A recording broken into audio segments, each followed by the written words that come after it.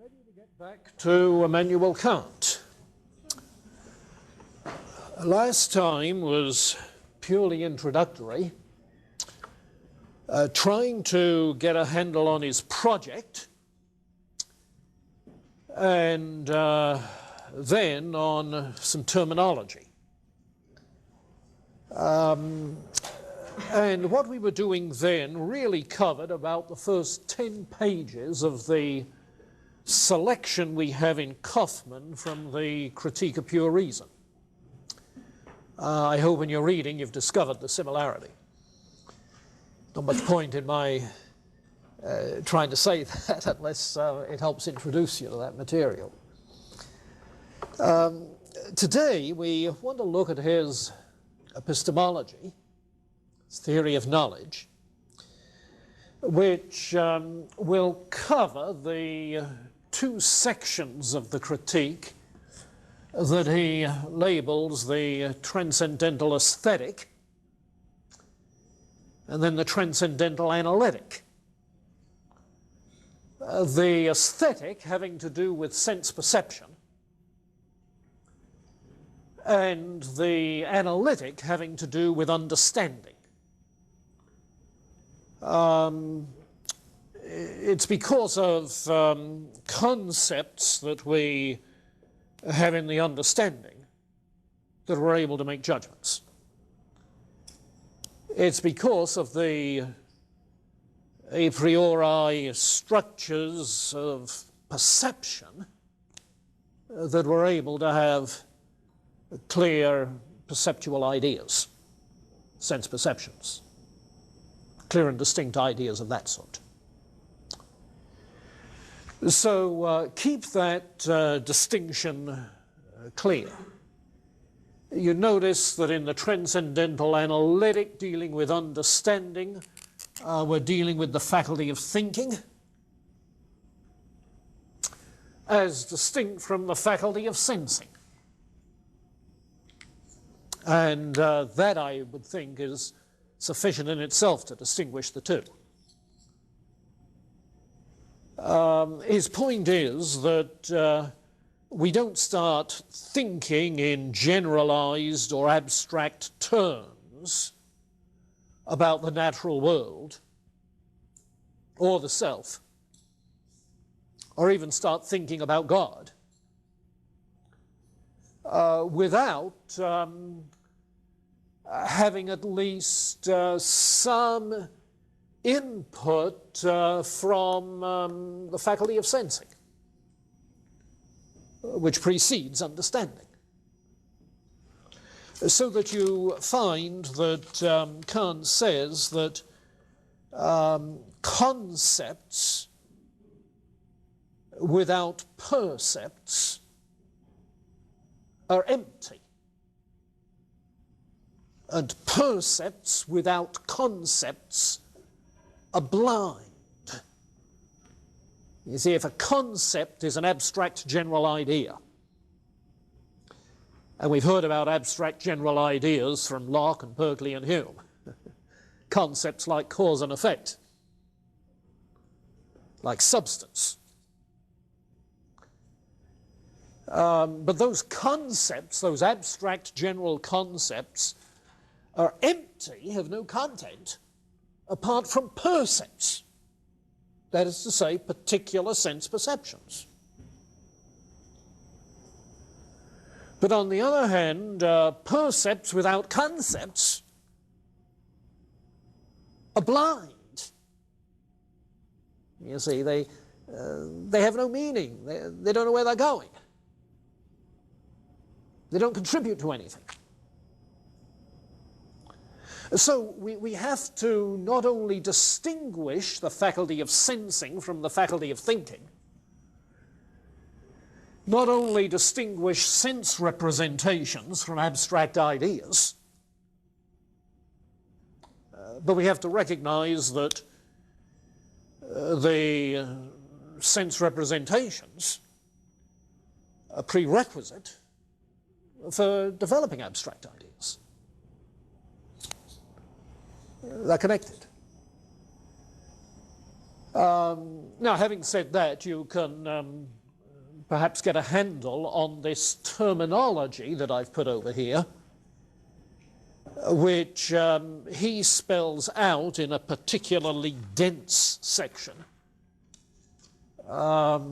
You'll see it if you haven't discovered it already, where the term Anschauung, I suppose literally insight,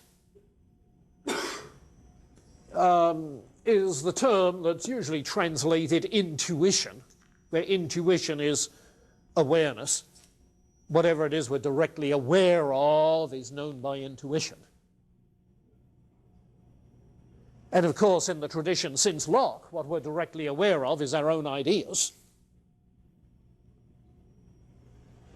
So our intuitions are of ideas or sense perceptions. You see. Anschauung, intuition. You'll find that term used throughout the critique. Keep its awareness in mind. It refers to the mental act of being aware, conscious of. The mental act. As distinct from the mental content,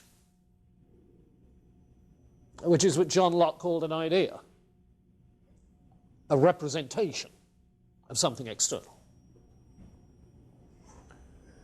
And the act and the content are to be distinguished from the faculty, the capacity that we have to sense.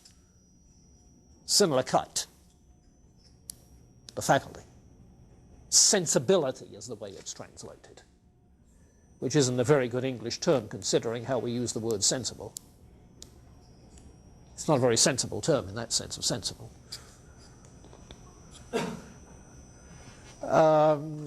But I think if you recognize that these three terms have to do with the aesthetic, the transcendental aesthetic perception, remember that the term aesthetic in German, in fact in most European use, refers simply to sense experience, not just to the aesthetic in our narrow sense of it, the artistic or the beautiful.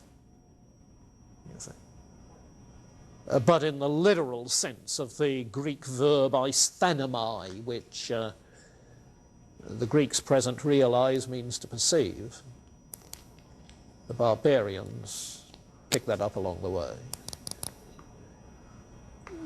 So transcendental aesthetic then, nothing to do with the arts at this stage.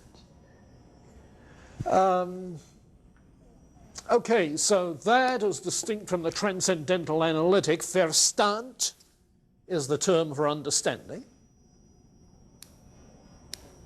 Reference to the faculty, thinking. And Begriff, the concept, the abstract idea. Okay, so keep that terminology in mind. Now, perhaps that will come clearer as you look at the next piece on the board. We're familiar with this rubric ever since Descartes, that the mind is immediately aware of its own ideas, which are simply subjective representations of external realities, or purport to be such. And this framework is the one, of course, which Descartes, Locke, Berkeley all begin with, and Hume in a sense. But Kant as well. You see, Kant is assuming this rubric, which was part of that rationalist tradition in which he was raised. You remember the Wolff, Baumgartner people who were post-Leibniz rationalists in Germany. He was raised in that tradition. But also part of the tradition of Hume, who awakened him from those dogmatic slumbers. So the very project he has is a project that arises within that tradition. The problem he's trying to handle is a problem that's posed by that rubric, if you like. That is to say, how do we get the idea of cause and effect? Hume the empiricist says it isn't a priori. We don't get any idea of causal connection, causal necessity from experience. What we get is the idea of constant conjunction. Then psychologically we come to think of it as necessary. So he's starting with this. Well, all right, now translate that into what Kant is doing. And if what we're talking about is ideas in the sense of sense perceptions, okay, then our perceptions of things, according to Kant, are the confluence of two things. The raw input, raw, unprocessed sensory stimuli, on the one hand, and the form that the mind gives, that the faculty gives to this. That is to say, John Locke's claim that in sense perception the mind is a blank tablet, tabula rasa, blank tablet, is false. It's not that we have innate ideas, like Plato said, or self-evident concepts like Descartes thought. But it's rather that the mind is sort of pre-formed to handle things sensorially. If you want an analogy other than a tabula rasa or a blank cake of wax on which things leave impressions, think of a violin case that's really made to fit the violin, you see.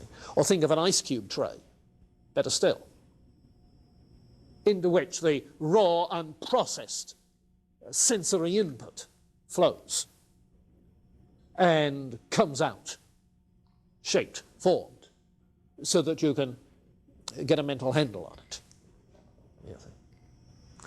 So the perceptual experience we actually have, what we actually experience, is formed, structured sense experience that somehow or other has come together in unified fashion. Now, notice how far-reaching that is. Our sense perceptions are itty-bitty things, according to Hume. That is to say, we receive simple impressions. Beep, beep, beep. No connections between them, no relationships given. They're completely atomistic. How then do we perceive those three beeps as one when they're speeded up? Now, how do we get from A to Z?